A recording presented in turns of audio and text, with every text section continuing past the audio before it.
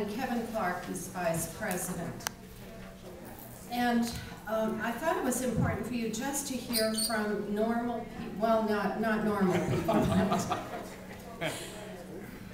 but from people who are involved in an advocacy organization and why, and what their experiences are just living with somebody who is really, really severely affected with not just TMJ disorders. Now they're way beyond that. They wish they only had TMJ. So may I introduce you to Donald Birk. Thanks, Terry. Well, I'll try not to embarrass you too much, Terry. In order to talk about why I'm involved with the TMJ organization, I thought maybe I'd kind of walk you through the history of my experience with TMJ. It started almost 30 years ago to the day. In June of 1981, my wife was pregnant, I think 2 months.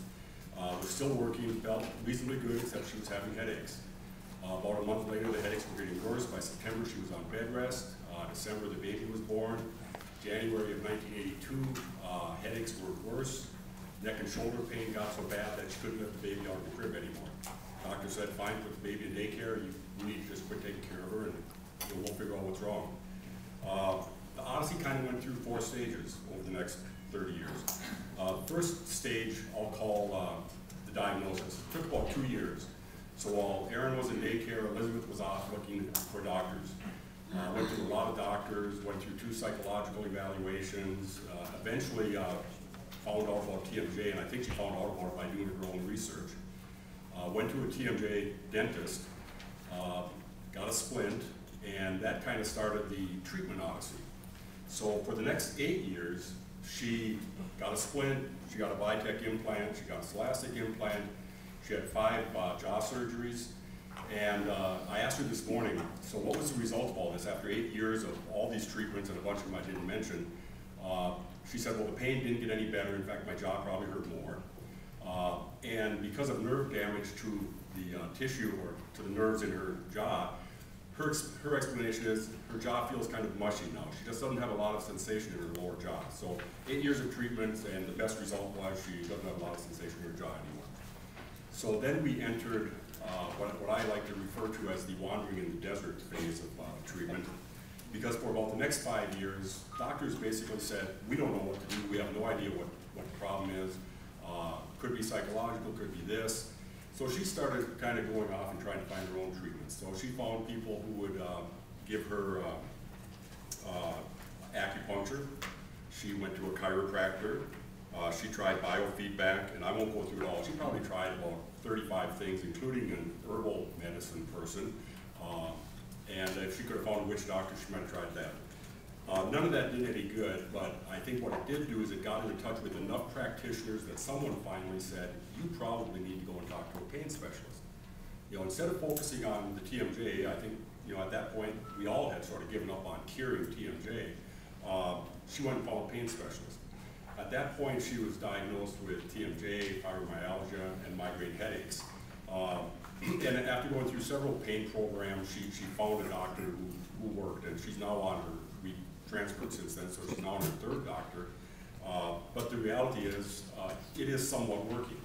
So today, after 20 years of searching, she's now in her 13th year of, or rather her 12th year of being treated for pain management.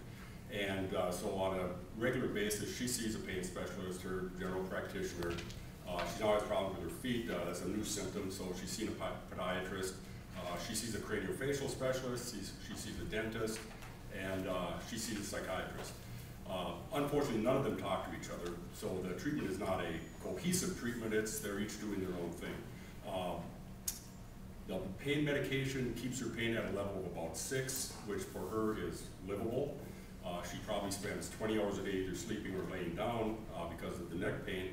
But the fact is, for her, she feels like she's leading a relatively normal life, and we neither of us necessarily think it's going to get better in the short term. So that phase is kind of the coping phase, and that's what we're in now, and we'll probably be in the coping phase for a long time. Well, other than depressing myself by reciting all those facts, it gets me to the point of this. I think we have made progress. I think today this would not have been a 30-year year odyssey for Elizabeth. Diagnosis might have come quicker. I'm not going to guarantee that, but it might have. I think because of the work of the TMJ Association, and this is why I'm involved with the TMJ Association, the information out there is much better. Doctors understand it better. Patients certainly have the opportunity to understand it better. They can, well, you know, if you Google TMJ, the second thing you see after Wikipedia is the TMJ Association's website.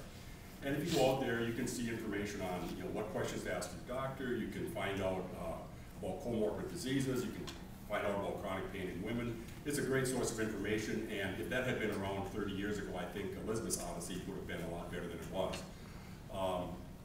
The bad news is there's still a lot of dentists out there who will do treatments that aren't scientifically proven, and quite frankly, that don't necessarily work. So the good news is the TMJ Association will tell you to think twice before you have these treatments. Less is best, but there's still plenty of people out there who are willing to do these abnormal treatments to you anyway. So where does that bring us to? Well, it really brings us to the people in this room, and what I'm excited about talking about is, you know, 30 years ago, this gathering wouldn't have taken place, and I don't think we'd have been doing the research around pain and comorbid conditions that we're doing today. This group and what you're doing gives me hope that there will be a solution for Elizabeth, and that I'm not sure you'll cure TMJ, but you may be able to manage pain and make her life a better life. So all I can say to you is I'm really excited about being here, sitting in the room and listening to what you're saying. I understand 10% of it, but listening to what you're saying gives me hope that we're moving toward a solution to the problem.